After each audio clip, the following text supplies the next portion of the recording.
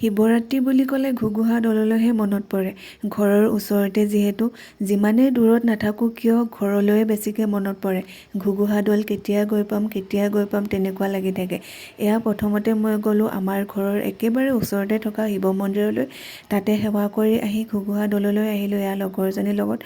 এইবাৰ ৭৪তম হীৰক জয়ন্তী অনুষ্ঠানো আয়োজন কৰিছে, লগতে মেলাও পাতিছে। সেই হেতুকে আন কেইবাৰতকৈ এইবাৰ মানুহো অলপ বেছি হৈছে। এয়া প্ৰথমতে গৈ সেৱা কৰিলোঁ, তাৰপিছত খাবলৈও গ'লোঁ। হীৰক জয়ন্তী অনুষ্ঠান যিহেতু তাতো অলপ বহিলোঁ। তাৰপিছত এয়া ঘুগুহা দৌলৰ চৌপাশত অলপ ঘূৰিলোঁ। তাৰপিছত এয়া বাহিৰলৈ ওলাই আহি দুয়োজনীয়ে কিবাকিবি খালোঁ আৰু মেলাও চালোঁ। এয়া কছমেটিক্সৰ বস্তু যিহেতু ছোৱালী মানুহৰ তাতে বেছিকৈ চকু যায়। দুয়োজনী গুচি আহিলোঁ আৰু ইমানেই। এয়া সন্ধিয়া সময়ত আমাৰ মা, পাপা, ভণ্টিহঁতৰ লগত আহিলোঁ ঘৰৰ ওচৰতে থকা শিৱ